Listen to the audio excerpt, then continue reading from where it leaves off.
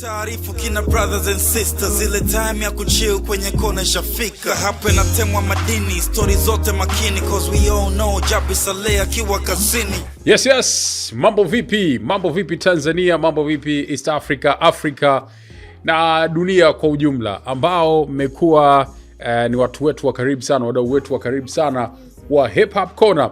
Najua imekuwa ni kitambo kidogo kimepita, walau miezi kadhaa hivi, kama 2.5 hivi ama inakaribia 3, ambayo hatukuweza kuwa pamoja baada ya kuwa tumemaliza season 1 ya Hip Hop Corner. Na kama mtakuwa mna kumbukumbu vizuri, tulimaliza na mkali Mansu Lee, ambaye alikuwa ni mtu wetu wa mwisho kabisa kwenye Hip Hop Corner. Sasa nina furaha sana ya kukwambia kuwa leo bwana tunaanza rasmi msimu wa pili wa Hip Hop Corner, ambapo kama unaweza ukaangalia kumekuwa kuna mabadiliko makubwa tu ya ofisi, nasema au vipi bwana and umeona set yetu imebadilika. Imekuwa ni moja kati ya seti zinazovutia sana. Ukiangalia hapo chini unaona kabisa Hip Hop Corner imepiga hatua. Shout out kwa AJ Furniture _TZ, wanapatikana Instagram, ambao ndio wametengeneza hiyo vipi bwana Yes, my brother Jafet ametisha sana, na ukitazama vizuri set yetu imekaa vizuri sana. So kama unahitaji kama hiyo, inabidi uwasiliane na AJ Furniture _TZ, wapo pale Instagram, unaweza ukapata taarifa zaidi. Lakini ukihitaji pia nitakupa namba ya kumcheki muhusika mwishoni pale, au sio bana? So baki nasi hapo.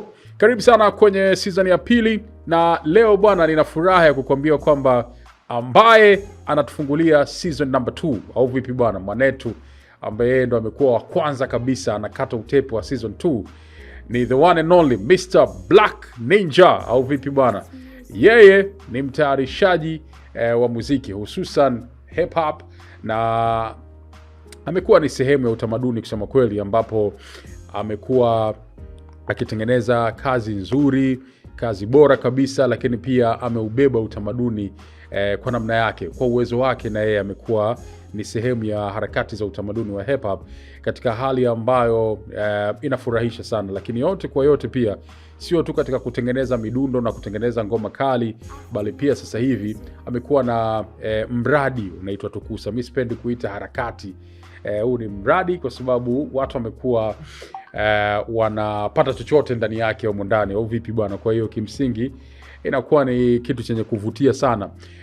Sasa Black Ninja tukaona leo tupate wasaa wa kuzungumza naye na kuweza kumfahamu. Mimi sijabahatika sina hakika kama nimepiga naye interview, labda kumbukumbu zangu atanikumbusha vizuri, lakini tumekuwa tunakutana na kuongea. Sijaona uhakika kama amewahi kufanya interview. Wakati mwingine nimefanya interviews nyingi, kwa hiyo nimesahau. So leo atatuambia. Karibu sana Black Ninja. Mambo vipi? Bwana, nashukuru. Yeah. Pia kabla yote nikupongeze kwa sababu umekuwa sehemu ya utamaduni wa hip hop. Shukrani sana. Pongezi kwako bwana. Shukrani sana. Kwa pamoja naamini kwamba ndo tunasonga hivi. Yeah, kabisa. Au sio Yes, hivi Ninja kama ambavyo umesema, hivi tushakutana kwenye interview kweli?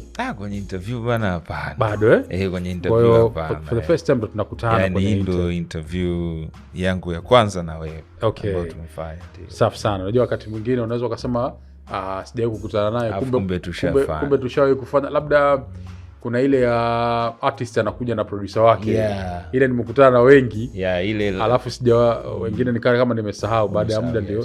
Na mimi mwenyewe nahisi sikuanza mwanzoni sana na interviews. Okay. Kwa hiyo nilichelewa kuzifanya. Kwa hiyo kidogo. Nilikuwa kidogo, na ni mtu ambaye bwana tu naambia sina cha kuonesha mbele za watu au cha kusema hivi na hivi.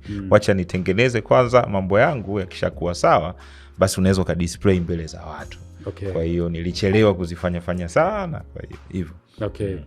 Sawa. Black Ninja bwana, karibu sana kwenye Hip Hop Corner. Mimi nashukuru sana. Yeah, na kimsingi bwana leo wewe ndio umetufungulia bwana season number 2. Hii pia ni baraka. Ni baraka na nafasi muhimu, unajua kufungua kama hivi sio mchezo. Kwa hiyo nashukuru kwa nafasi. Sawa. So Ninja, kwanza congratulations kwa namna ambavyo umekuwa ukifanya shughuli zako. Kusema kweli zimekuwa zikivutia. Tumepata kusikia baadhi ya kazi ambazo umekwisha fanya na kina Nicki Mbishi, kina Pima Wenge, Maalim Nash na wengine ambao wamebahatika kufanya nao kazi.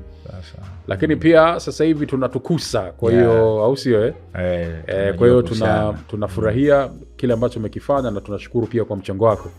Salamu zako za salamu kutoka kwa Bonnie Love ulizipata? Bwana Bonnie Love ali sit down hapa kwenye ile bwana nilipata na ni brother ambaye amekuwa mara nyingi ni mtu, unajua mtu kama Bonnie Love anakuja kwenye kurasa yako na kuonesha kwamba anakubali kile unachokifanya.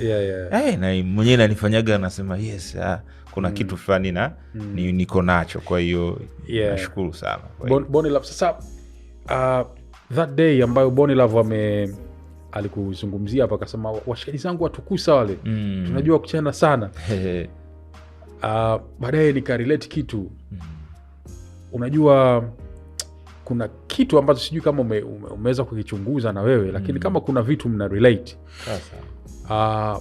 When Bonnie Love ameanza hip hop kuproduce alikuwa maproducer wengi wana asili walikuwa na unyamwezi kwa sana piga ngoma za kinyamwezi, na kwa sababu wao walikuwa na exposure walianza kujua vitu, walisafiri wengine mapema na nini, kwa walikuwa na unyamwezi sana. Lakini when Bonnie Love came out alikuwa hataki kutengeneza beat ambayo ina vionjo vya unyamwezi moja kwa moja.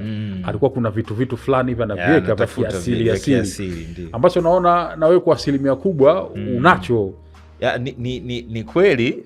Kuna baadhi ya biti mimi sijiweki sana, namweka sana Pala. Mimi mtu akijaga hapo nasemaga Pala same to Pala pia Pala, lakini mimi kuna baadhi sana ya kazi nazifanyaga kweli kwa asilimia kama 20-25. Lakini mimi kiukweli napenda mtu aliyenifanya nipagawe na kile anachokifanya ni J Dilla na Diamond D. Kwa hiyo nilikuwa tayari na utamani ule unyamwezi kwamba nataka vile, yani vile wanavyofanya Diamond D, anavyofanya J Dilla au Eric Simon, na mimi nifanye kitu kama kile. Lakini ukija huku ndani kuna ushauri pia nilipewa na kama sio kuna kama mabraza wawili watatu wananiambia, Ninja, kuna wakati unaweza kujaribu kutumia sampuli za Kitanzania au za Kiafrika kufanya hii sampling art. Kwa hiyo nikasema yes, ngoja nijaribu. Sababu nilikuwa nikimsikiliza Pala naogopa, naona tatumia kama ukate kama biti ile ukata Pala inakuwa ngumu. Kwa hiyo kuna siku nilijaribu tu kwa siri tu mimi mwenyewe nikakata, nikaona mbona kama inakuja. Kwa zile biti nilivyozitunza basi nikashangaa Niki na wakina Nash wamezipenda. Nikasema ngoja na niwe nazifanya mara moja mbili. Yes. Shout out to Pala au sio bwana mzee Pala. Pala ni moja kati ya producers bora sana ambao tumebarikiwa kuwa nao. Na yeye pia kama ilivyo wewe tunaheshimu sana mchango wake. Kweli. Maalim Pala. Pala sio mchezo. Anatamba sana, anasema yeye ndio producer mwenye mke mzuri kuliko yoyote au sio Gara Pala tu. So Black Ninja leo sijui if you don't mind niambie why Ninja and why Black Ninja, alafu and your real name pia. Sasa bwana, hii Black Ninja sikujipa mimi. Ukweli hii alinipa mama. Mama mzazi? Mama mzazi. Bi Sofia. Ni kwamba mama alikuwa anapenda movie za kininja zile. Ni mtu wa movie. Kwa sababu alikuwa anauza kilabuni. Kwa hiyo pale Mbeya Ilolo ndio kuna sehemu moja inaitwa Masala. Watu wa Mbeya wanakumbuka na hisi Masala. Kwa hiyo ili sasa aende kufanya mambo yake, mimi nilikuwa ile kumsumbua, kulikuwa kuna mabanda yale ya movie. Kwa hiyo ananichukua, anakuambia utakaa hapa unisubiri. Kwa hiyo kitendo cha kwenda kule kwenye yale movie nikirudi, na sometime unajikuta unadondoka, unaumia ukiwa unarudi, labda unalia au kuna mtu amekupiga na kuambia wewe Ninja nenda koma au fanya hivi na hivi. Kwa hiyo akaona nita Ninja. Kwa hiyo hadi mablaza kama Blaza Abi kama sijamsahau pale Mbeya pia wakaona nita Bichwa. Nilikuwa na kichwa kikubwa afu mwili mdogo sana. Kwa hiyo akaona nita Bichwa au Ninja. Ninja Mouse. Kwa hivyo ile movie ya American Ninja ile ndio ilinipa mimi, mama alikuwa anaipenda ile movie sana. Kwa hiyo yani naye anakuja na itazama, akija hapa kwambia twende Ninja yangu. Kwa hiyo lile jina nikawa nimekuwa nalo. Kwa hiyo American Ninja ikawa ni ninja mweusi. Walikuwa wanatumia tu ninja mweusi kwa sababu nilikuwa mweusi, alafu kichwa ni kikubwa kama mwili kadogo. Kwa hiyo ilienda hivyo. Kwa hiyo jina langu halisi na lenyewe japo likaharibiwa ni Shukrani. Shukrani tunasema. Sasa ile wenyewe tulivyoenda shuleni tena unajikuta Bukoba kule ndo walikuja kuliharibu zaidi. Mwalimu wangu mkuu akawa ananiita Shukuru. Badala ya Shukrani.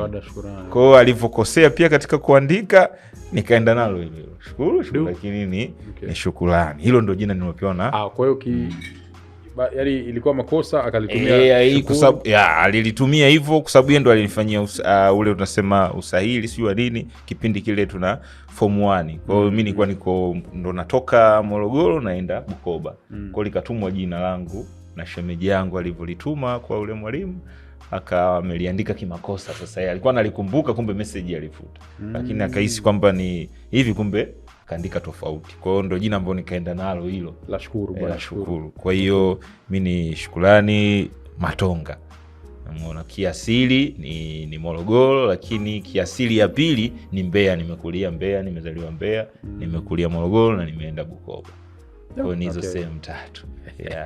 Nimeona kuna some pictures ukiwa zako pande za Bukoba pia. Bukoba ni maskani yangu ya tatu ile. Sawa. So how long sasa hivi umekuwa nafanya hivi vitu? Ile kuanza kabisa bibi nimeanza 2010 yani active kwa watu na watu kwenye 2015 14, lakini mimi kuanza haya mambo 2007 na hizi ni Morogoro Ifakara kule. Ifakara Viwanja 60 ni kwamba nilikuwa ni kama ni DJ ambaye unajua zile deki mbili za CD zile.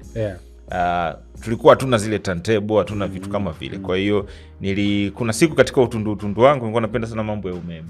Na ndoto yangu ilikuwa ni kuja kuwa fundi umeme. Nilikuwa naweza kujaribu baadhi ya kufanya vitu kwa sababu babangu alikuwa ni fundi wa umeme wa magari. Kwa hiyo kuunganisha waya zile deki mbili za DVD nilikuwa nikagundua kwamba ile waya moja ukichomoa sauti inapungua, inabaki chini kidogo. Ukienda kuchomeka kwenye deki ya pili muziki unaweza kalia wote, deki zote zikawa zinapiga na sauti zinasikika. Kwa hiyo nilivyogundua ile nikaona sasa kumbe naweza nikawa DJ na mimi. Umeona bwana? Kwa hiyo ile nilivyokuwa Ifakara pale nakumbuka kuna blaza mmoja pale Viwanja 60, ukumbi ulikuwa maarufu sana, jina limenitoka. Kwa hiyo pale walikuwa wanapiga muziki, wasanii wakubwa wanakuja na vitu kama hivyo. Kuna siku tu ile ya kujipendekeza, yani kwamba bwana upate nafasi unakosa, ukienda hii unaambiwa kidogo nenda, unatumwa tu fegi nini unarudi. Kuna siku alikosekana DJ. Yani alikuwa anapiga sana, anamtafuta na watuma watu, bwana mtafuteni nani. Kulikuwa kuna deki kama 3-4 zamani, kulikuwa kuna deki zinapangwa, zinawekwa pale. Sasa mimi nikamwambia blaza mimi naweza. Anambia unaweza kweli kukaa pale na kufanya hivi. Sasa nikaona hapa sasa ndafanyaje? Kuna yeye alikuwa na kimashine fulani anatumia. Sasa mimi na zile tu deki na lile box la CD kama kidaftari kitu fulani, unaweka CD nyingi. Kwa nilichokuwa nakifanya sasa naona nakumbuka kuna show moja ilikuwa kama sikosei alikuwa ni Juma Nature. Kitambo kweli hiyo. Alileta zile wanaletaga CD kabisa kwamba Juma Nature manager yake sijui nani analeta CD anakupa. Bwana CD CD ya kwanza na CD ya pili. Kuna CD ya ngoma zile na CD ya beats. Akaniambia utakuwa unazipiga hizo. Sasa kaza hizi ndazipiga vipi bila watu wanakuwa wanacheza. Kwa hiyo kizima ili ubadilishe CD watu lazima watulie. Kwa ndo nikawa nachomoa ile waya sasa kwa timing huko nyuma. Kazigeuza tu deki. Nachomeka hii ni sharp play, nachomeka hii. Chomeka hii. Yaani kwa natumia nguvu nyingi sana. Yaani nachomeka hii. Kwa watu wanaendelea kuburudika, ule blaza anapagaa. Mbona kama dogo ni mnoma. Hii inaendelea inalia kwa chini, hii shapanda kwa juu. Natafuta CD nyingine kwamba nipeleke hii. Kwa hiyo akawa amenikubali na nikawa nafanya naye pale. Mpaka wasanii wengine wanakuja, tunafanya shows zile. Mimi nipo kwenye Kenta zile. Nipo na wasanii. Unapiga PA nini? Napiga PA. Nilikuwa nasoma Muola. Shule fulani ilikuwa ni ya Watukutu kwa sababu nilitoka Mbeya nikiwa mtoto wa Mtukutu. Kwa hiyo tulipopelekwa kule Muhola ni kwamba ni shule ambayo uende shule haina noma au siende haina noma. Kwa hiyo sikuizingatia shule kivile, lakini baadaye nikashangaa nimefaulu tu kimaajabu ajabu. Yes. Kwa hiyo ndo safari yangu tu, tunasema mpaka kuenda sasa kufika. Nilivyotoka sasa baada ya kumaliza darasa la 7, nilivyoenda Bukoba ndio nikakutana na jamaa zangu wana haya mambo ya FUEL sina vitu hivyo, kwamba bwana unajua wana wanapiga biti. Naambia yes, watu wanapiga biti. Na mimi nikawa sasa natazama, lakini tayari nilikuwa napenda kuwa DJ, sio kuwa producer. Kwa hiyo ile kuangalia alikuwa anaitwa Jevis, jamaa yangu Jevis, yeye alikuwa na rap na alikuwa anaimba na anataka kujitengenezea pia beats. Sasa kaniambia wewe Ninja, na bado najiita hivyo hivyo Ninja. Wewe Ninja uwe producer, mimi niwe rapper. Atoka kwenye huo DJ hauna mchongo. Uwe producer, mimi niwe rapper. Akawa ananifundisha sasa yeye namna ya kupiga zile beats kupitia FUEL. Ilikuwa ngumu kwangu kwa sababu mara zote una kitu ambacho hujawahi kukifanya na kompyuta. Nimetokea mazingira ambayo hata kompyuta sijui kutumia. Na ukisema sasa hivi ubonyeze sijui enter ufanye nini na nizingua kabisa. Kwa hiyo nichukua muda. Akaniambia Ninja, naona kama una delay basi uwe unani backup vocal jukwani. Sababu yeye anapata pia hizo za shuleni zile unajua. Maana tulikuwa tunasoma shule moja. Anambia wewe naona uproducer umekushinda, basi wewe unashika mic ya pili. Tukienda kwenye zile shule labda kuna tukio form 4 anamaliza, wewe unani backup. Sasa nilikuwa na aibu pia mbele za watu. Wakanitosa. Yaani ile kunitosa kuniweka pembeni ndio ikanifanya niwe na hasira ya kuwa beat maker. Kwamba jamaa amenikataa, amekuwa na mwanangu mmoja anaitwa Lewis. Kwa hiyo wananikubali hata kidogo. Kumbe ule aibu yangu mbele za watu, kwa sababu tulikuwa nasoma shule ambayo ina Wahindi wengi. Waswahili tulikuwa wachache sana, inaitwa Lakeview. Kwa hiyo ile unaenda aibu akanibwaga Jevi, akaniambia awe Ninja hivyo, kwa sababu yeye alikuwa anapenda sana mtu watoto sana, kwamba wewe unanitoa ni shy bwana, unaenda pale sauti yako haisikiki, mimi natumia nguvu peke yako na vitu kama hivyo. Akamwambia Jevi najitahidi, anambia mimi siwezi bwana, wewe sikilizia, piga zoezi. Kama nipige zoezi, na mimi sasa mizuka ikaanza kuja kwamba mbona kama watoto wanashangilia sana afu sasa ndo kipindi ambacho nimepigwa chini, akamchukua mwana mwingine aitwa Lewis. Nikaona siwezi kukubali. Kwa hiyo nikajipiganisha, nikapata ile kompyuta langu kubwa tu, nikawa nalo ghetto. Kwa hiyo nikawa najipinda, nikachukua hiyo program, nikawa nafanya pambana. Nimepambana sana. Nimeanza kukutana na Kibabu wa Butini mimi nikiwa shule. Jamaa anaitwa Kibabu wa Butini. Ndo producer wa kwanza wa Tamaduni Music ambaye alianza kuninoa mimi, ambao tulikuwa tuna mtandaoni tu. WhatsApp ndo ile nesi zimeanza. Anatuma video, bwana piga kama hivi. Nilikuwa namlipa alikuwa anatumia sisi namtumia 5,000 kasikosei 5,000 ili apate bando. Kibabu kumbe amechukua hela za Black Ninja. Bwana alitumia zile video. I know Kibabu kabla hajawa producer. Okay. you know Wapotini walikuwa wanaitwa Wapotini Click, mambo yale wanaitwa Kali wa Media, walikuwa na vikundi vyao. Sasa walikuwa kama wanatuma salamu kwenye radio, wanachagua nyimbo. Kwa hiyo kwao ilikuwa inaitwa Wapotini Click. Yes, wako wengi sana. Kwa sana Kibabu alianzia huko, mara baadaye nikaona na bwana mimi niko kwenye producer najifunza na nini. Bwana amekuwa producer, so shout out to him pia. Bwana Kibabu, kwa sababu mimi nilipokuwa ni mtu ambaye nafuatilia Tamaduni Music nikiwa huko kutoka Bukoba huko. Na download zile Wap Tricks, wapi tunachukua magoma ya Tamaduni, hii umeipata, hii umesikiliza. Kwa hiyo nikawa nimeona nikawa najua Niki ndo Kibabu. Sasa katika kuangalia kaona Kibabu kwa sababu Niki alikuwa kianza ana majina mengi sana. Sijui nini na nini. Mara si anaanza akasema sijui bin Bashi, Kibabu wa Butini. Kumbe ni anakuwa anampa shavu pia producer kwenye lyrics. Sasa zile mwanzo unasikia Niki mwenyewe ndo Kibabu au. Kwa hiyo nilipomfuatilia Kibabu nikutana naye Facebook hapo. Kibabu alikuwa star alipiga magoma kule Tamaduni, alikuwa ni noma. Kwa hiyo Kibabu alinipa namba Facebook. Pala nilimcheki, pala alikuwa ajibu message kitambo. Mali kashasahau. Unajua watu wengi pala alikuwa anamcheki sana kwa sababu pala alikuwa na mcheki muda mwingi, lakini pala unakuta mara yuko online au ajibu, unakuta ka posti na vitu labda ubize na vitu kama hivyo. Kwa kitambo hicho leo sijui hivi. Pala nilimcheki sana, namba hakunitumia, lakini baadaye ni Kibabu. Kabla ya Kibabu nilipata namba ya Duki. Duke unajua nilikuwa napenda hata kuwa kama Duke, kufuga ndevu na kuachia vitu kama hivyo. Kwa sababu baada ya kuanza kusikiliza mabiti ya Duke, kwa sababu kipindi hicho tu pia bado nafuatilia mangoma ambayo nilikuwa mtu kama P-Rock, mtu kama J Dilla ndio watu ambao mimi nilikuwa nawasikiliza. Kwa nilivyomsikiliza Duke na mabiti yake, nikaona mbona jamaa anapiga kama wale machizi wa mtoni. Umeona, nikawa nimevutiwa na Duke kwa bongo, niseme ukweli. Duke pamoja na Kill the Don ukisikiliza beat unaona kama excitement, madude fulani ya mbele, ni sio mchezo. Mwingine ni Majani pia, lakini Duke, baada ya kumsikiliza Duke pale nilikuwa napagawa, kwamba of course Duke amefanya kazi kubwa sana. Beats hizi mbona kama zile DJ Premier huyo hapa kabisa. Kwa hiyo Duke nilipata namba yake, lakini mzee wa Uchebe, mzee ukauzu mwingi, kwa hiyo anaweza ukampigia simu ndakucheki baadaye hivyo. Kwa hiyo mwisho wa siku ni Kibabu ndo nikajipata, akawa ananinoa. Nimeenda sawa na Kibabu mpaka sasa nikawa walau niko safi. Tunajua maproducer tukishaiva kidogo unaanza kuwacheki wasanii. Mwendo wa kuexport kutuma biti. Tumia biti nani kama tumia biti alikuwa ni nani kama sio Nashi, mtu wa kwanza zamani hiyo Nashi. Nashi alilikataa biti langu. Biti bado sana man. Vitu kama hivyo nikasema bado kweli, kaona hii kweli bado. Yaani nikabidi nivunge, nikawa sitaki kutoa tena biti.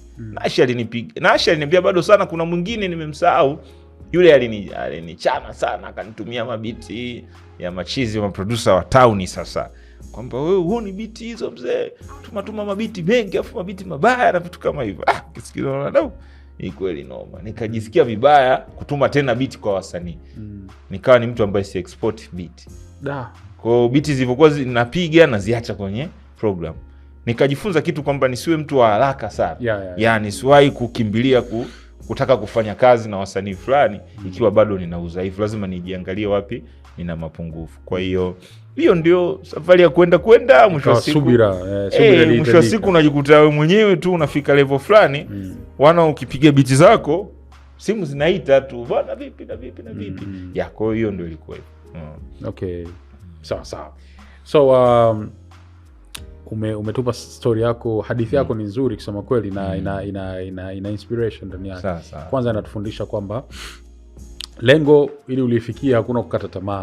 Umeona Kwa hiyo ni sehemu nzuri sana ya kuweza kuinspire watu. So umemtaja J Dilla kama ni sehemu ya inspiration. Kwa mtazamaji ambaye hajawahi kumfahamu, huyu ni moja kati ya watayarishaji wa rap na hip hop ambaye wengi wao wanamrate kama miongoni mwa wale watayarishaji bora kabisa. Na wapo wanaoamini kwamba Dilla is number one. Always. Kama una doubt hiyo, wazee wa Google ama ingia kwenye chat GPT, ulizia. Wapo watu wanamrate J Dilla kama ni best producer of all time, na huwa hakosi kwenye top 10, top 5. Bahati mbaya alifariki akiwa bado dunia inamhitaji sana. Fariki akiwa miaka mingi iliyopita, ni bado Kwa hiyo just like that. Sasa Ninja anamtaja kama ni mtu ambaye anampenda na inspiration alipata hiyo. Nini ulikisikia kwa J Dilla wakati huo, ama ni wimbo gani ulisikia kwa J Dilla ukakufanya ukasema I just want to be like him? J Dilla cha kwanza kabisa ni bounce. Yani unajua tunasema ile kwa ukitaalamu tunasema J Dilla alikuja na off fulani ambayo watu mwanzoni naye walikuwa naiona kama anatengeneza kitu ambacho ni kibaya. Yani anakuwa off katika upigaji wake. Yani beat zake unaweza usizielewe. Ukaona kama beat haieleweki, inaenda vipi na vitu kama hivyo. Kwa hiyo ile off fulani mimi nikawa imenivutia. Unajua mi ni East Coast, lakini napenda sana ndani yake kuna West Coast kwangu. Yani kwamba niko huku lakini napenda kama DJ Barokat, yani ukisikili hivyo. Kwa hiyo ni mtu ambaye nataka beat kwamba nilikuwa nikimsikiliza labda Duke, nikimsikiliza Majani, nikisikiliza watu wote naona ni East Coast yao, si ndio? Lakini sasa nikaona okay, mimi lakini bado nataka niwe huku, lakini nitumie upande huku, niwe na bang fulani bounce ambayo niwe nayo. Alafu baseline ni kitu ambacho mimi beat bila bass na kuwa naona ugonjwa wa watu wengi kwamba bass bila bass kwa mimi naweza nikapiga drums sample bass, au nikaanza na drum nikapiga bass alafu layer ya melody nikaipata kwenye bass. Kwa hiyo J Dilla albamu yake tu, kabla albamu yake, manake track yake katika albamu ya Donuts, si ndio? Ukisikiliza mabeats yaliyopigwa mle au beat, Once Upon a Time beat nice alifanya na Pira, ndo beat ambayo mimi nahisi kwangu mimi ndo beat langu pendwa sana, Once Upon a Time. Ukiacha hiyo, manake kuna beat kafanya na Dunk nani, kuna mabiti fulani ambayo kawatengenezea Slum Village, ukisikiliza mle ndani unapagao, unaona J Dilla, mbona hichi kitu yani unaweza kuona ni ukorofi, beat ni fujo na vitu kama vile, beat fulani za ajabu. Kwa ndo maana hata mimi nilipokuwa nimekuja kina mnangu nilikuwa napenda kusema natengeneza, watu wakawa wananiambia na beat mbaya. Of course mtu anaweza kusema mbaya mwanzoni hiyo, kwa sababu kama hajazoea ile na mpaka sasa hivi yani kuna mtu anakwambia mimi beat ya huyu jamaa ileweki, si ndio? Kwa haikunichukulia kwamba niliona kawaida, kwa sababu najua kweli hizi beat zangu wenda ni mbaya, sio wenda ni mbaya kweli, kwa sababu ukisikiliza mtu kama nilikuwa natamani kwamba msanii, unaona, kwa sababu kuna ile msanii anaingia studio ana rap tu kawaida, yani kwa sababu beat haimfanyi haso, yani unajua kuhaso. Ukimsikiza DJ Premier beat zake watu wakiwa wanachana, yani tata imeenda huku na kule, lazima mtu uhaso kwenda sawa na lile beat, yani atuvujishani jasho. Kwa kuna kibiti tu kinaenda kwa msanii anaweza gana jana sometime huko, yani amejiachia kuna beat mzee, ukija studio hii imeenda huku imerudi kule, yani itakupa ufanye vitu vingi na competition pale. Kwa nilikuwa napenda nimfanye msanii pia ahangaike, umeona, akihangaika kwamba hii nafanyaje, natua wapi, naenda vipi, nafanya vile. Kwa hiyo kitu ndio nilikuwa naitaka mimi, na kitu kingine niwe tofauti na hawa maproducer wengine wa huku ndani, kwamba hawa maproducer wa ndani wana namna yao ambao wao wanapiga. Ukimsikiliza huyu na wengine wawili watatu unaona kama wanafanana, ila kwa sababu wote tumetokea kwa mwalimu mmoja au walimu wawili tofauti. Ukisikiliza Tamaduni Music, ukimsikiliza Ngwesa, ukimsikiliza nani, unaona kabisa hii ni foundation ya Duke, si ndio? Lakini ukija ukamsikiliza pia Pala, unaona ni utofauti kidogo, kwamba huyu kama Majani sio Majani, kama ni nani. Kwa hiyo nilikuwa natafuta hiyo pia. Kwa hiyo ndio ile nifanya J Dilla ni mchague awe ni selection yangu bora, pamoja na Diamond D akichanganyika, kwa sababu Diamond D ndo kamfundisha J Dilla, si ndio? Kwa hiyo ili umchague J Dilla lazima uanze na Diamond D. Ukitoka hapo, manake hawa wote lazima uende kwa Raji Professor, kwa sababu ndo mtu wa kwanza kuonesha namna ya kuchezea mashine hizi. Kwa hiyo nilipotaka kujifunza juu ya mashine SP na vitu vingine, nikaenda kumfuatilia Raji Professor kwamba unaweza kaoperate vipi aba drum miss to miss hizi software ku make beats, kwa sababu software zilinishinda. Nilikuwa napenda kuwa analog, niende sawa kama wale wenzangu wale wa kule. Sasa nikaangalia hizi FL, sio kwa ubaya nini, naona mbona kama hizi zinanicholesha kwa upande wangu, sifanye vitu hivyo ninavyovitaka. Kwa hiyo niliwahi kukimbia kwenye hizi FL, nilikuwa natumia hata hivi vinanda vya kanisani Yamaha ku make hizi beat, kwa sababu baada ya kumuona Eric Simon anatumia Kanye West, mbona nilikuwa najaribu kuangalia akitumia hiki, natafuta kile kitu, sababu bongo vipo, najaribu kuapply, najifunza, ndo nikawa najikuta humo. So right now mpaka sasa hivi hautumii software? Software ku make beat means to me. Mimi natumia hardware. Mimi natumia machine. Software. Machine yako sio umekuja nayo? Machine yangu nimekuja nayo. Tutakusikia hapa kidogo. Kwa hiyo kumbe msee utaki kabisa mambo yani. Yani sio kwa ubaya, yani ni kwamba mimi nikiwa kwenye nashika tu kompyuta peke yake. Kuna kitu Pirak alisema kwamba ukiwa na kompyuta, ukiwa software yani ukiwa ni mtu wa software, art of digging ile ya kutafuta na kujifunza vitu vingi inapotea kichwani, kwa sababu lazima ukiwa na MPC kuna connection tunasema baina yake, ndo wanaita SOP. Yani kuna kitu unakuwa unakifanya ndani. Ile process unavogusa, unafanya hivi vitu fulani, kuna kitu unaweza kufanya kwa uhuru mkubwa zaidi. Tofauti na ukiwa kwenye kisoftware, wewe na kikompyuta chako tu pale yani mimi haikunipa uhuru ule wa kujiachia kufanya vitu. Alright. So kwako mtazamaji pia Black Ninja amemtaja Pete Rock hapa. Huyu ni another legendary producer ambaye na yeye anatazamwa kama miongoni mwa wale bora kabisa muda wote. I told you, nishai kuzungumza, huwa mara nyingi napata tabu kumtaja producer bora wa hip hop muda wote, kwa sababu kila ninapowasikiliza hawa watu huwa napata kigugumizi, I'm stuttering kwa sababu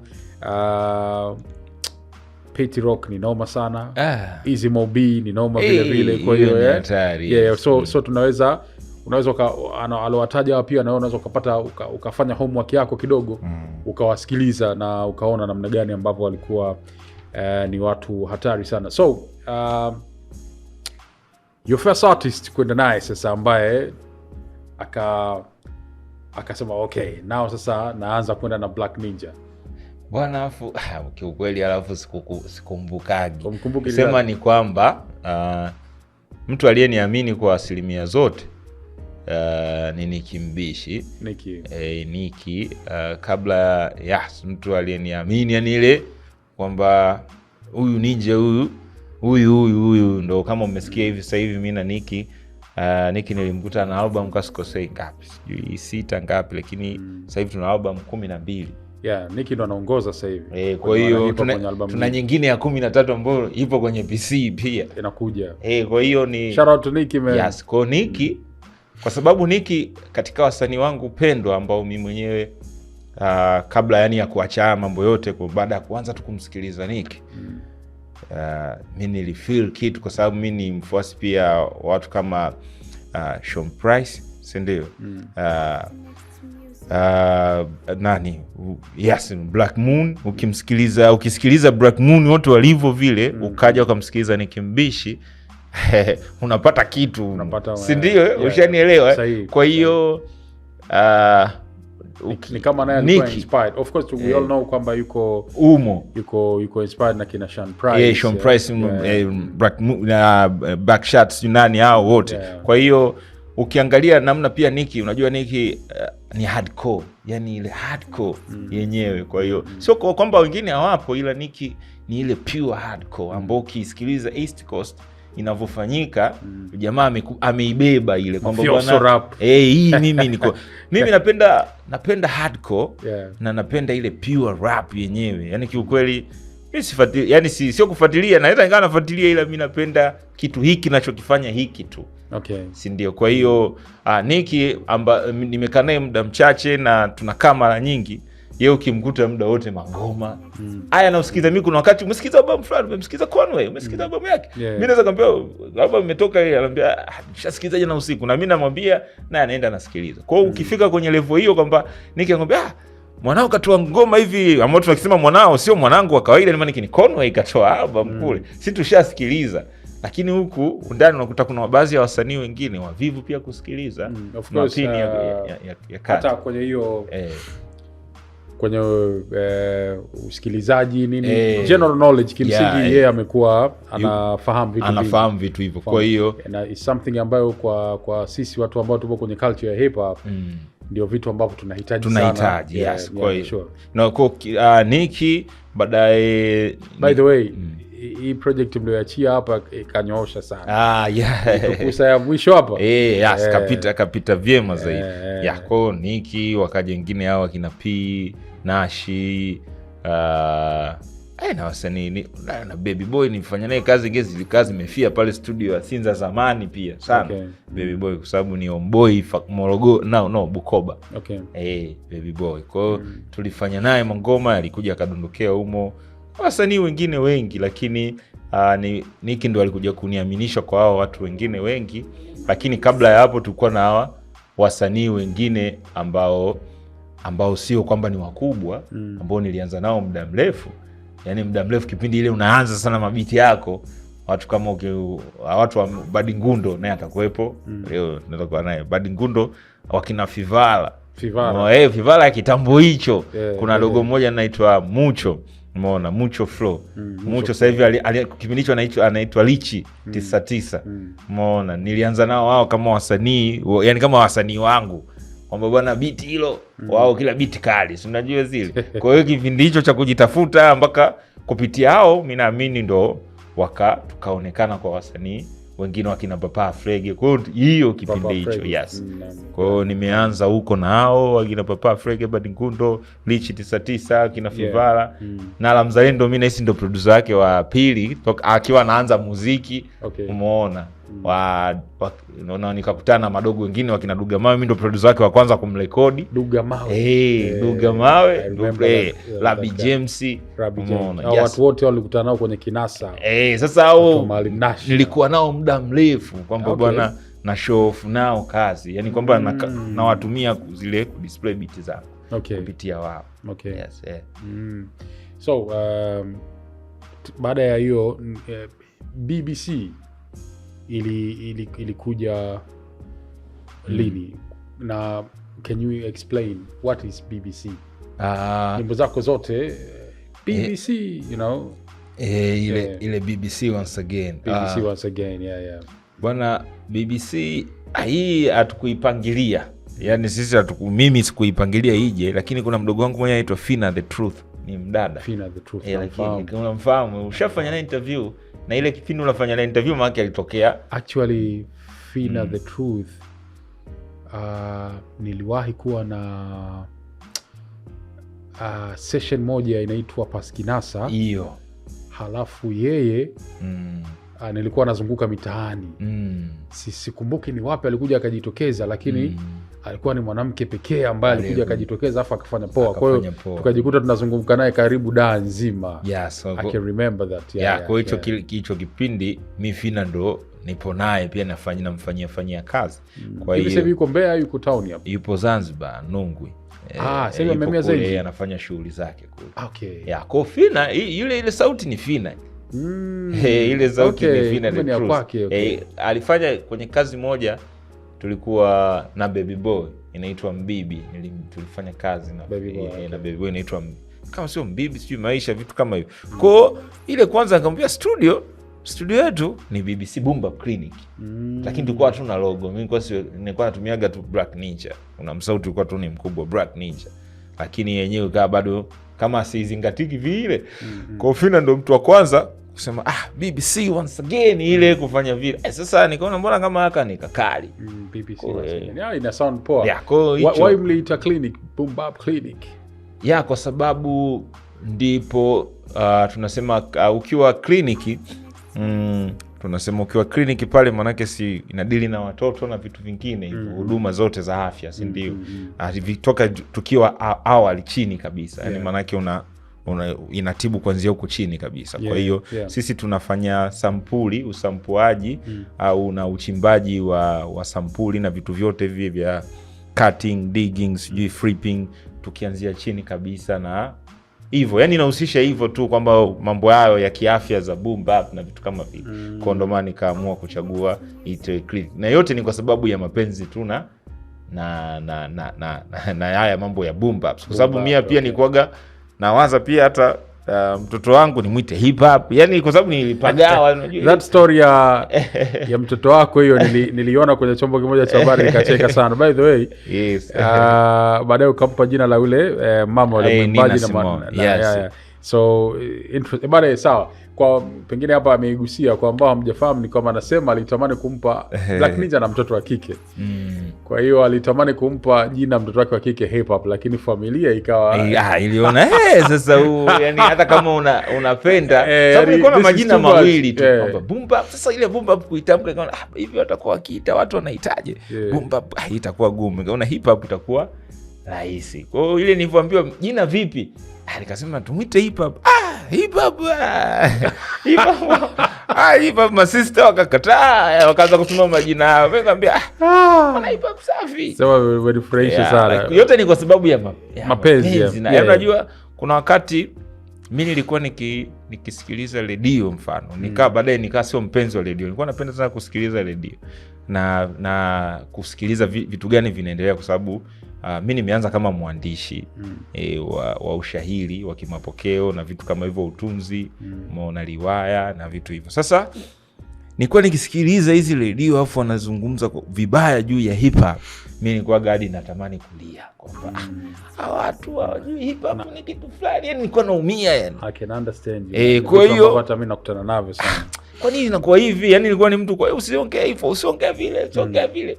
Unaambiwa wewe na hip hop hiyo nini na nini? Hip hop kwanza ni kitu gani? Kwanza ni nini na nini?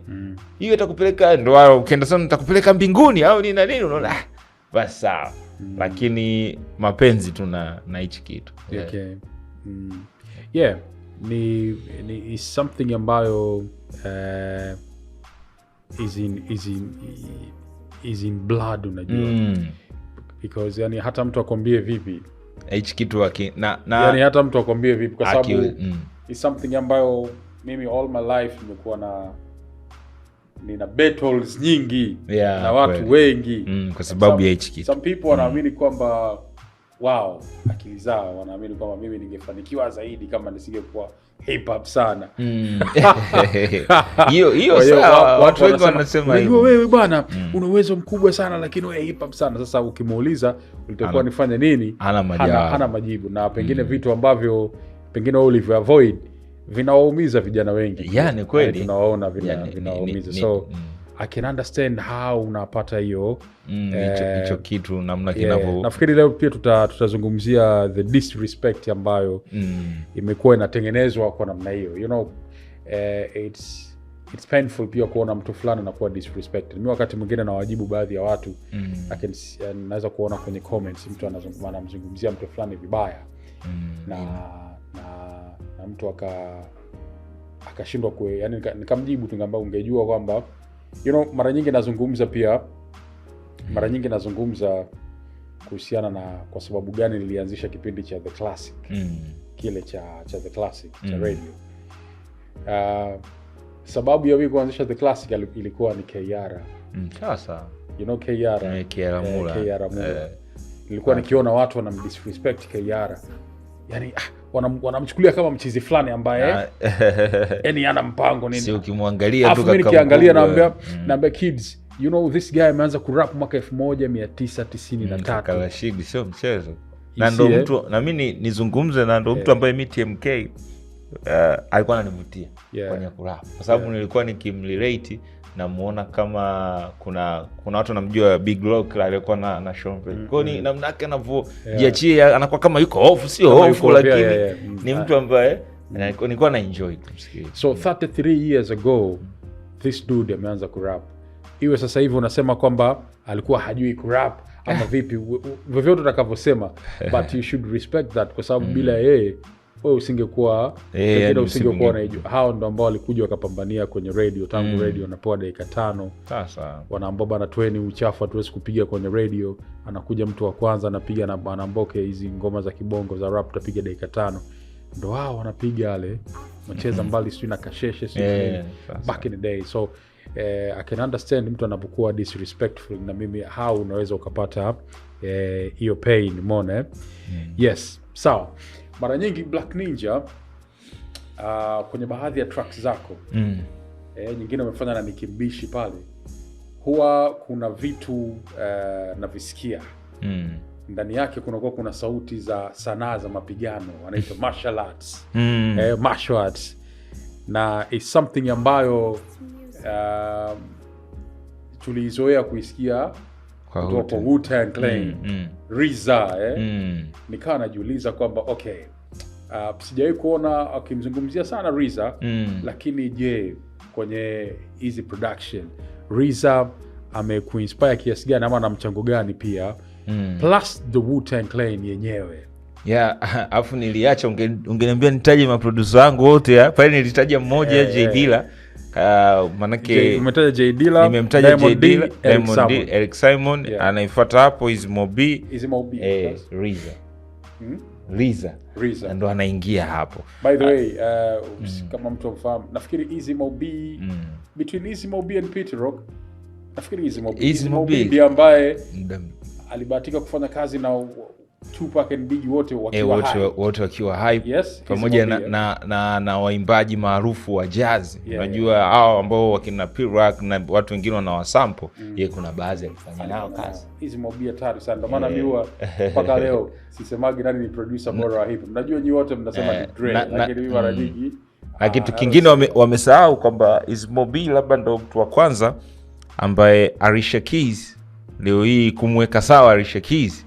Yaani ndo producer wa kwanza ambaye nahisi aliweza kumfanya vile Alicia Keys mbele na kumuaminisha kwa wana hip hop. That's why she's hip hop. Umeelewa kwamba Easy Mob kwa sababu ametoa watu wengi, si ndio? Yaani watu wengi sana, kwa sababu ni faza kweli. Ukija kumwangalia hivi unaona yes. Easy Mob Riza ni muhimu awepo pale. Sasa hizi mapigano hizi unajua Tukusa Clan influence yake, kwa sababu ukiangalia zile principles, sisi tuna principles ndani ya Tukusa ambazo hizo sisi tunaziweka kwenye shauri masuala haya mapigano na vitu kama hivyo. Okay. Kwa hiyo Tukusa mna relate vipi hapo? Katika kurelate ni kwamba unaona Kung Fu. Kung Fu maana yake inadili na tunasema na uimara wa mwili, si ndio, na akili, si ndio? Tukusa ipo kwa ajili ya kufanya we utambue vitu, si ndio, na kukufanya uwe imara. Kwa hiyo ule msingi mkuu wa Tukusa ni pia ndani yake ni Kung Fu. Si ndio? Ndio maana mkisoma biography yetu pale inaongea pale kabisa nini shauri na vitu kama hivyo. Kwa hiyo sisi tumekuwa ndio maana Nick anapiga sana tizi nini. Yes, ndio unamuona. Kwa hiyo kwa sana nini. Yes, kwa hiyo Tukusa influence yake labda tuiweke tu wazi watu wajue, na sio vibaya kwamba sisi tukiwa influence na Wu-Tang. Si ndio? Kwa sababu kuna vitu ambavyo huenda kuna watoto sasa hivi wapo hawajui Wu-Tang. Sahihi kabisa, si ndio? Hawamjui Method Man, hawamjui GZA, si ndio? Hawamjui na U-God na vitu kama hivyo. Kwa hiyo ukianza kumwambia hivyo vitu ni watu gani, bora umwambie unapomwona Nick ni kama ODB. Si ndio? Unapomwona P, huyu P utamchukua kama GZA, unamwambia au Inspector. Unapomwona Songa, labda huyu ni mtu fulani. Unapomwona Badi Ngundo, huyu unasema huyu mbona kama namwangalia kama U-God au ni mtu fulani, yani kwa namna walivyo chana zao. Kwa sababu ile klani hawakuwa wale tu kadhaa, kulikuwa kuna vijana wengine wengi ndani. Fala Nyombo ndo record nini? Ile ndani Wu-Tang ni familia kubwa ambayo Park Hills pale si watu wote wale. Kwa hiyo ndo Tukusa ilivyo. Tukusa ina vijana wengi na ina watu wengi, lakini wanaoweza kuwakilisha mbele ambao watu watawaona sana labda ni hao, lakini ndani yake kuna vijana wengi na watu kibao ndani ya Tukusa. Kwa hiyo tulivyoiangalia hii unaona bwana sio mbaya hichi kitu kikoa kama Wu-Tang. Na sisi kwa sababu na mimi naamini kwenye haya masuala ya Kung Fu na masuala ya shauri na vitu kama hivyo, basi nitumie hivi vitu pia kuvileta kwa wakati huu ili vizazi vingine labda kukumbusha. Kuna movie ya Drunken Master labda mtu hajai kuisikiliza, inapoanza pale mwanzoni ukimwekea kama kidokezo anaona huyu ni kitu gani pia unaweza ukawa nakukumbusha, kwa sababu mpaka aje asikilize tena mangoma ya Wu-Tang sio leo, si ndio? Kwa hiyo nitakaga niite Wu-Tang. Kuna kabla hawa nasikia kuna Wu-Tang wengine huko Arusha na madogo hivyo, lakini kwa nimewaza hivyo nikaona mbona tayari ipo, nikaja nikasema nitafute jina gani ambalo litataka kwenda kama huu lakini isiwe kama vile. Lakini baadaye katika kujitafuta nikasema hii baki tu kama Tukusa tunajua kuchana. So Tukusa tunajua kuchana sana. Who came out na your name? Ni mimi mwenyewe unajua. Okay. Kuna wakati napenda sana kusoma vitabu. Yaani kuna wakati napendaga kutafuta kitu tofauti kwa kupitia kubadilisha maneno. Yaani naweza nikaandika maneno labda neno likawa ni kuvichaka. Nikasema hivi neno inaweza katoa maneno mangapi ndani yake. Si ndio? Ukichukua kila silabi au ilabu kaigeuza na ukapata huko. Kwa hiyo katika kuchezea hivyo nikapata nilikuwa nataka nitoe tunajua kuchana sana. Kwa sasa mbona inakuwa ndefu sana. Ukiandika pale hivi litakuwa refu afu litapitiliza. Lakini ndafanyaje sasa kitu kiwe na neno moja? Ndio ni katika kurudisha huko kurudisha kule kuchukua silabi lilichukua muda kidogo, siku 2-3 baada tukua kama Tukusa kulikuwa kuna Tukuza. Kwa hiyo Tukusa tunajua kuchana zaidi. Nikasema ikifika hatua fulani Tukusa itabidi idondoke baada ya kumaliza 36 chamber. Itakuwa ni tunajua kuchana zaidi. Kwamba itafika ile level katika Kung Fu pia kuna rifuti na vitu vingine hivyo vingi mapigano. Mtu anapofika katika kiwango cha juu unamweka kule. Kwa hiyo ndo nilikuwa nikasema Tukuza. Lakini nikasema je, Tukuza kwa baadaye inaweza ikaja kuitoa Tukusa kwa sababu mpaka sasa hivi tunatakiwa tufanye track 360. Mnatakiwa mzifanye. Tutakuwa tumemaliza 36 chamber. Sababu sasa hivi tuko chamber ya 3. Chamber So that zile numbers zina represent nini? Zile namba zina vitu pia. Kwa mfano umeona labda chamber hii ina maana yake. Chamber hii ina maana ya kuwa huru, yani ile free soul. Ndio maana vitu vitavyoongeleka katika hizi ngoma vina kwamba watu wataongea kuhusu maisha ya watu, kuhusu utawala na vitu kama vile. Kwa kila chamber ina maana yake. Kwa tukija kwenye chamber ya 5, hii inaweza ikazungumzia uchumi. Kwa hiyo mada zitazotoka mle track zote 10 zitakuwa zinazungumzia mambo ya uchumi. So kila chamber moja ina track 10. Kila chamber moja ina track 10 ambazo zinatakiwa chamber 36. Hapo tutakuwa na hiyo 360 kasikose. Kwa hiyo mpaka sasa hivi mange tumemaliza 30, tunamalizia 30. Kwa hiyo tukikomaa tena 30. Kwa hiyo nimeipigia. So kwa mfano let me see ya J-Mo.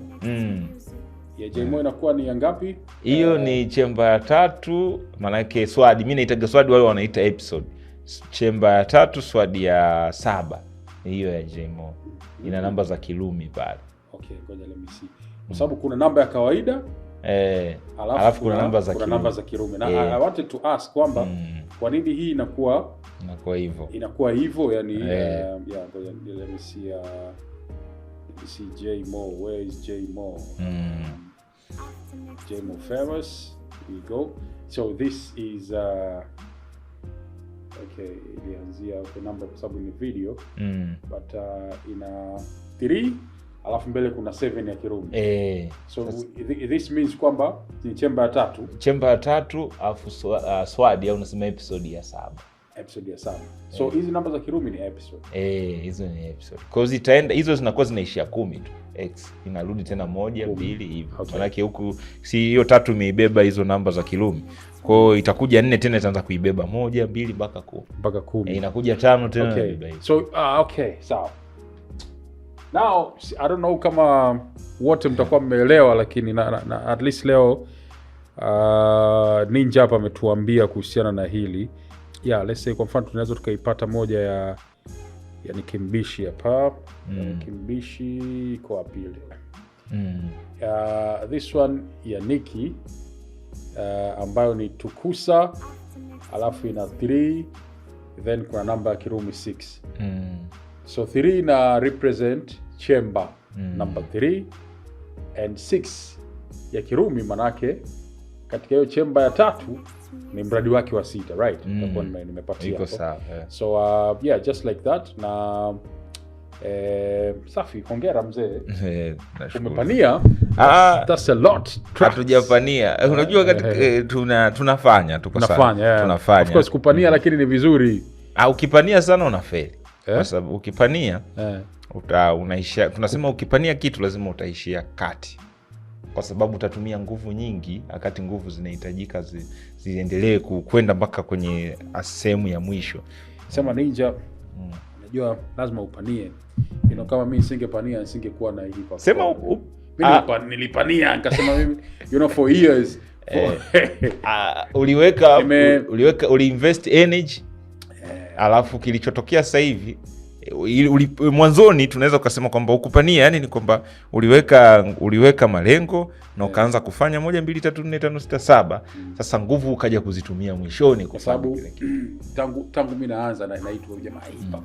Kwa watu wanadisturb yani jamaa hip hop, nikasema lazima nianzishe kitu kimoja kitakuwa cha hip hop and nobody can tell me shit. Maana uliweka kitu na mambo yamekuwa. So hivyo. So hongera pia. Sawa. Alright, sasa tumepata kuhusiana na matumizi ya sanaa za mapigano kwa Kiswahili.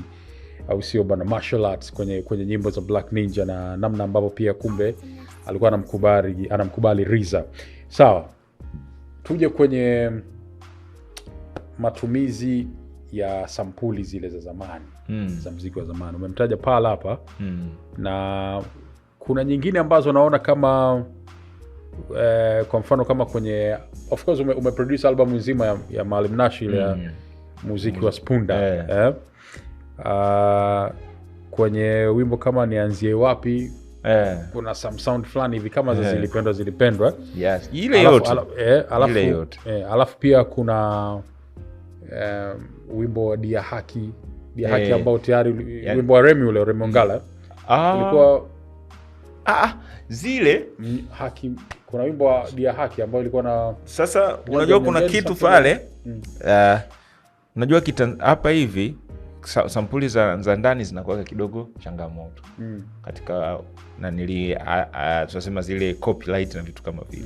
Sasa zile mimi nimetumia, Nashi pia alikuwa anatafuta, tunaangalia Togo, nchi sehemu kama Togo labda Guinea au wapi, ambao unakuta wote wanatumia zile jazz, African jazz zile kama hizi za kina Mbaraka Mshe na watu wengine. Kwa ile iliyotumika kwenye Nianzie Wapi ile zote mle tumetumia za Togo, Guinea na Burkina Faso, wapi Tanzania hapa hapa labda kwenye ngoma ya Songa kuna ngoma moja na ile kitabu si vitu gani ndo nilitumia hapa, lakini zile tumetumia za hao mababu wengine wa nchi kwenye ile Dia Haki. Kama nimesikia ile wimbo wa Remy ile zinataka kama kufanana, kwa sababu African jazz zinafanana zote.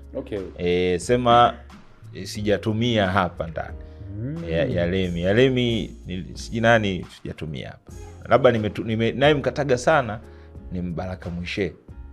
Kuna mabiti yake, sample zake nyingi nazitumiaga afu naziflip zinaweza zikalia tofauti, ila ndio kwenye album nyingi za Nicki na nini Mbaraka Mwishe natumia sana. Mara nyingi natumia sample zaidi ya 3, situmii moja. Kwa sababu sisi ukiwa unakata kwenye pad, naweza nikakata, tunasema mnofu kidogo huku, kakata na huu, nikakata na huu, sasa tunaukoroga ile rojo, unaikoroga sasa. Katika kuikoroga pale unazichanganya. Lakini mtu anayetumia labda FL pia anaweza kafanya, lakini inakuwa inamuia ngumu sana, kwa sababu kuvichanganya vile vitu namna kuvichezea inakuwa shida. Kwa mara nyingi wanakata loop, yani ana loop tu ule mzunguko. Ndio maana hata unaweza ukapiga copyright. Primo anakata jazz nyingi sana. Na ni mara chache amepiga vitu. Lakini hauwezi kukuta beat lake limenanili copyright. Sababu kujua amekata wapi hata kuonjesha sehemu kidogo tu. Lakini inapoenda mbele imebadilika. Inabadilika. Kwa hiyo sio vizuri kuacha loop ile iende vile. Kwanza pia inakuwa sometime inaweza ikakuletea shida kwenye wale wenye ule muziki wao wakakupiga copyright kama mtu producer wa hizi sample kama huja clear sample. Japo kuna wasanii wetu sisi ndani anapenda rap kwenye ile loop. Mfano kama Nashi anataka melody ile ikiimba vile, kwa sababu namna anavyochana anataka melody imfuate nyuma kuanzia mwanzo mpaka inapofunga. Kwa hiyo unapokata zile zingine unapoziimbisha mara nyingi apate kitu pale. Kwa hiyo itakubidi ukate loop. Kwa bwana Nash anakuwa na Nashi Rizzo na nani anayependa, hata mzee wangu hapa Badi Ngundo naye anapenda sana zinazolialia zinahisia, yani watu ambao sijui wana mambo mengi sana ndani ya moyo wao, yani wana maumivu mengi. Kwa hiyo yani vile vilio vya melody Nash anaeleweka. Lava Boy yani ana vilio vingi ndani ya moyo, na ndugu zetu Nash asikutishe na ndevu. Lava Boy tu kama Lava Boy wengine. Kwa hiyo shout out to Maalim Nash. The Hip Hop Corner with Kovi Chaka.